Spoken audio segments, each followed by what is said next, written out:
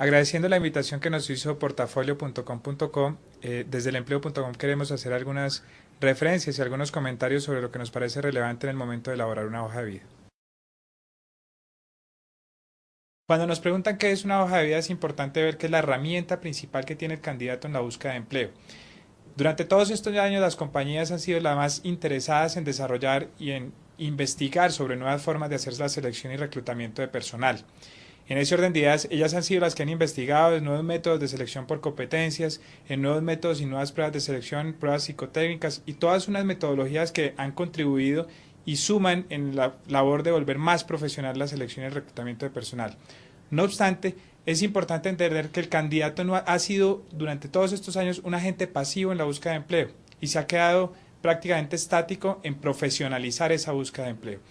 Y ahí es donde la hoja de vida cobra mayor relevancia y la hoja de vida es la carta de presentación del candidato, la hoja de vida es el resumen y es ese primer contacto y probablemente el único contacto que lleguen a tener la mayoría de los candidatos con la empresa que quieren que los reclute. De ahí la relevancia para que ahí podamos condensar la información más relevante de nuestra historia personal, de nuestra historia laboral, para poder presentarnos adecuadamente ante una empresa. Previo a la elaboración de la hoja de vida, es muy importante iniciar por una fase que nosotros denominamos el autoanálisis. El autoanálisis es fundamentalmente este proceso en donde yo como candidato me siento a determinar cuáles son mis competencias laborales, cuál ha sido mi hoja de vida y cuál es mi historial laboral que me permite identificar mis fortalezas y debilidades. Es muy importante en este proceso de autoanálisis determinar si el camino por el que yo quiero optar para mi desarrollo profesional y desarrollo de carrera es realmente el camino de tener un empleo en una empresa formal y no ser independiente o no ser un emprendedor. En este momento en que iniciamos el autoanálisis y ya vamos a sentarnos a elaborar nuestra hoja de vida, hay que tener en cuenta los 4 principios que consideramos fundamentales en esta elaboración. El primer principio es la precisión. La precisión nos referimos a lo concretos y las cifras que utilicemos en la elaboración de la hoja de vida tienen que haber sido verificadas y tenemos que constatar que correspondan a lo que son. Tenemos que tener mucho cuidado con cifras como fechas de estudios, fechas de experiencias laborales, cifras de logros de ventas, cifras de logros de las diferentes metas. El segundo de estos principios es la extensión. Cuando hablamos de qué tan larga debe ser una hoja de vida, no hay un ideal en esto. Digamos que coinciden los responsables de las áreas de recursos humanos en que una hoja de vida entre 2 y 3 páginas está bien.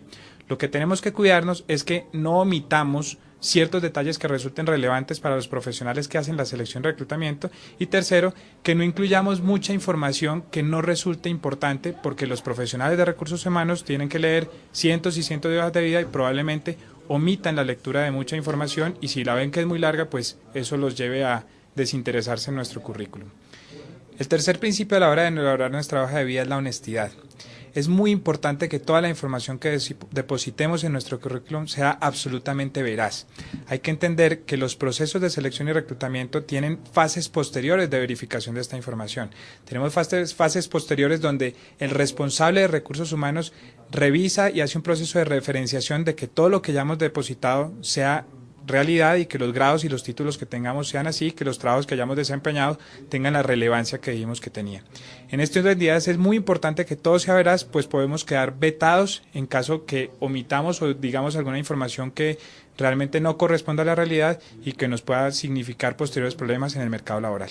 El último principio que es muy importante también es la relevancia y es esa capacidad que tengamos de conocer el cargo de la empresa para la que nos estamos postulando de tal manera que podamos colocar aquella información que es realmente relevante y que le agrega y le suma valor para la información que estamos aportando en la organización.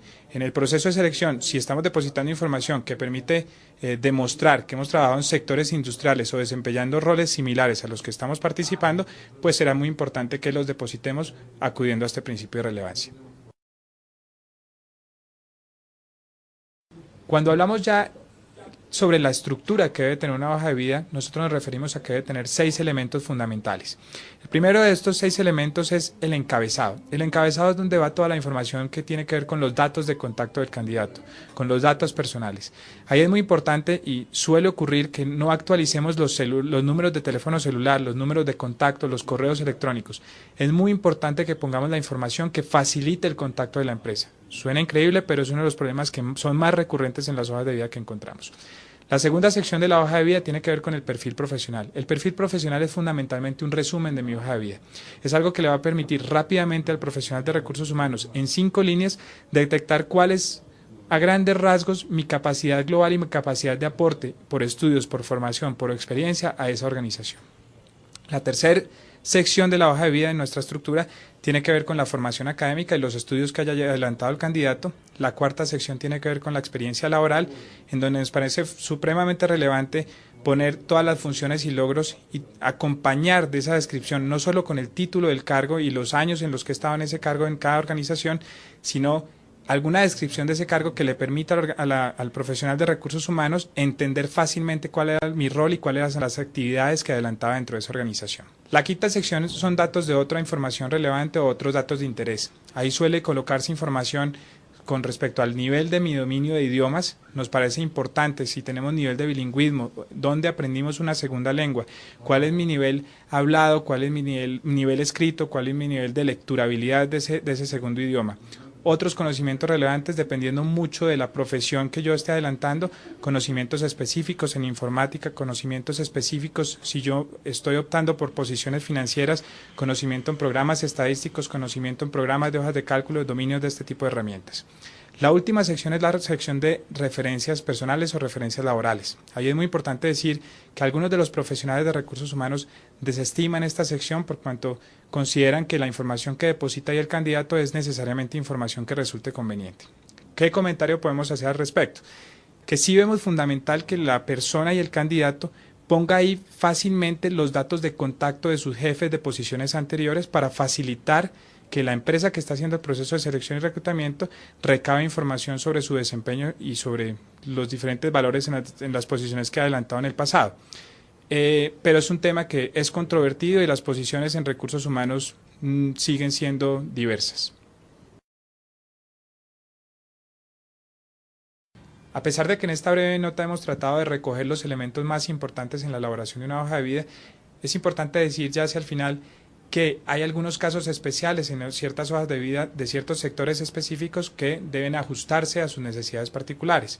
Ahí hacemos referencia a las hojas de vida de diseñadores, hojas de vida de comunicadores sociales, de periodistas, de arquitectos, en donde se deben además incluir dossiers, otro tipo de información que resulte relevante para el profesional de recursos humanos en la selección y reclutamiento de personal. Para finalizar, queremos hacer una referencia a la transformación que ha incorporado en la selección y en la búsqueda de empleo en el mercado el tema de Internet. Internet se ha convertido en la principal fuente de búsqueda de empleo para los profesionales y para los diferentes candidatos hoy en día. Esto hace que nuestra recomendación sea para los candidatos que en los formularios y en la información que depositan en las páginas de Internet en donde están buscando empleo, también se esmeren y leen la misma trascendencia y pongan toda la información completa. Y no solo eso, sino que permanentemente estén actualizando esta información, pues del otro lado hay empresas que pueden estar buscándolos para posiciones y donde la información que estemos depositando no esté actualizada o no resulte cierta o resulte incompleta, pues podemos resultar descalificados en nuestra búsqueda de empleo.